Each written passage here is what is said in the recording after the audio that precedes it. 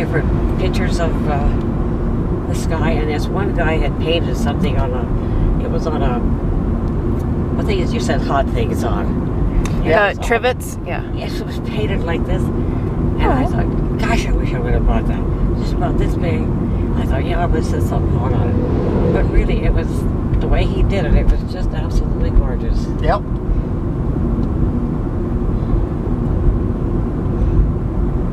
Well, your own work is pretty gorgeous. Jonas begrudgingly gave me one of the, I call it a jewelry dish because that's what I use it for. Yeah. But with the little blue flowers on it and everything. It's like, you realize you let me have that, you're never getting it back. I know, that's fine. There's a section of Berthoud I am absolutely not familiar with. Well, we're just going to make our turn over into Berthoud, back into the middle of Berthoud. You could tell how familiar I am with my surroundings. Yeah.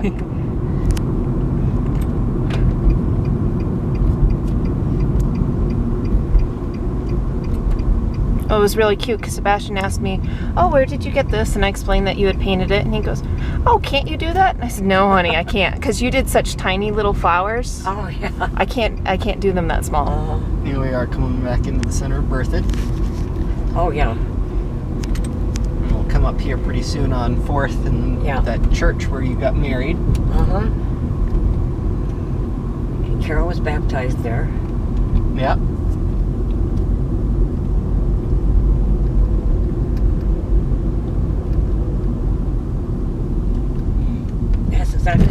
You're right, honey. That is where we were married.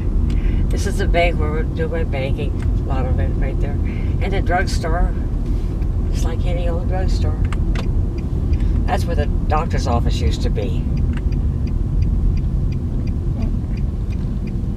So you said Carol was baptized here. Was Clark baptized here? She was baptized in this church. Yep. This is the bank that I bank at. The drive-through.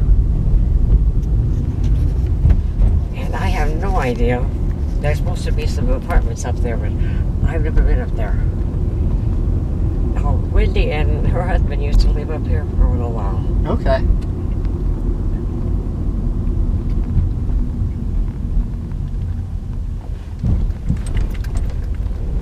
That was a church I'd never been in.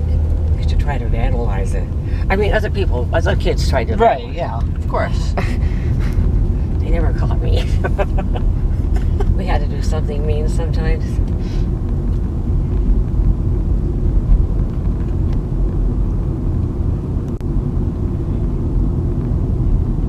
Yeah, there's some of these old houses, like that one has a little porch with a porch swing. And I'm like, I just want their porch. Can we just... These houses are... They've had stuff added to them, and yet they still have that old look to them. Hey, there's a flag on that one. Kids who used to live there used to walk to school with, too. Mm-hmm. Do you remember the address of your old farm? I do not. Okay. Because I don't either. It's just north of Berthoud. Yeah, somewhere up there. And about a mile north of Berthoud.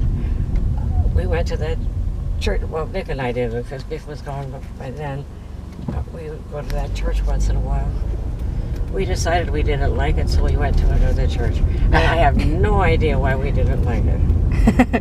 You don't remember, it just wasn't the one for you. It was just the one that we ever went back to. A little lady that lived there used to cut her lawn with a lawnmower, with a lawn tractor. She'd get on that thing, she'd just go putting around everywhere. They found her one day, she had passed out in the backyard. The tractor had run into a tree and stopped there, and she had fallen off somehow. And the neighbor finally wondered, she was sure taking a long time, went out. She was okay, but she had passed out. Yep. Maybe she passed out after she hit the tree. I don't know. She doesn't remember. But she was a nice little lady.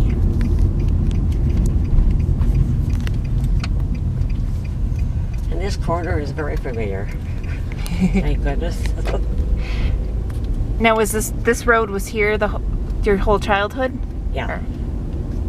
I don't think there were quite the trees.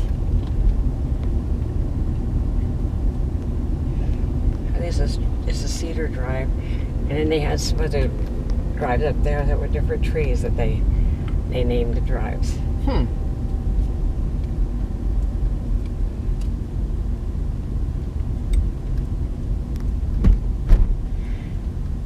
This is where Yoho and his tribe were buried. Right there. That's going to be the unending joke now. Yoho and his tribe. If they ever come out of there, I will run like 60. I can't run that fast anymore. They'll just have to catch me. But that's what the guy told me that was buried there. He said, I'm not kidding you, Birdie. It really is true. And his little voice said, and they'll get you if you don't watch out. I said, okay. Thank you very much for going on a little trip with us. It wasn't much of a tour, but I mean, that's where I live. Yeah. I even learned to put on the brake before I hit the bed. Yeah. I think it was Clark put that there. Mom, if you get close enough for that thing to move, you better stop. Clark could give me a lot of information. Your brother was just full of information. Yeah. He could tell you stories that his mother never knew. I mean, that was Clark. Yeah. Like when he was coming home from Denver one time, he went down and he had a date with some girl. Yeah. And when he was coming home from Denver, he was following his truck, and all of a sudden, this truck left the back end part of it down, so Clark could have run right into it.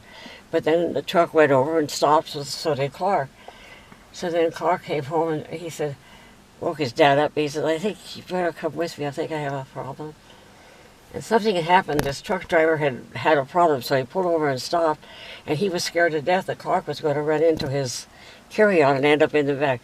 It all turned out okay. So then he and Clark got into the car and went down to be sure this one gate was closed, clear down way south at the other farm. And he got down there, and Clark got mixed up on where the road was. He ended up going right through a fence into somebody's yard or somebody's field. Clark said, I don't think this is right. I think we got to back up. But Clark knew everything so well, and he would grasp it just that quick. So if he would do something wrong, it had to be something really different. Yeah. And he went through the cornfield one time. He wasn't supposed to do that. Yeah. Because the cornfield was kind of bumpity-bump. And I was downstairs and I said, Vic, our dad, Clark's going through that cornfield and he's going to end up in the hayfield. What did you tell him that for? I didn't tell him that. He just said he was going that way. So Vic got in the car and he was chasing him. Well, Clark was driving through the cornfield. In the cornfield. Oh, yeah. Well, they got out of the cornfield. Then they were in the hayfield. Clark was just driving like he knew his dad was back there. And they also knew there was a big ditch across there. Uh-huh. Well, Clark knew where the ditch was, too. So he went over the little bridge, and here come Clark, over the bridge. They ended up back in the yard. Get out of the car.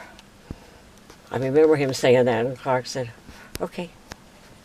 He got out, and he said, now, why in the world did you go across that bridge? You knew. How did you know that bridge was there? I've been across it many times, Dad. But I didn't know the stinker was doing this. He'd get going real fast, and he'd go across this hayfield, right across that bridge. Then another time, that really was scary, I was on a motorcycle with Clark, with Vic. Yep. I was on the back, and I knew we were heading this ditch. I didn't know the bridge was there. I said, maybe you probably better slow down. We went across the bridge. I could have died. Just hold on, Mom. Hold on back there. Yep.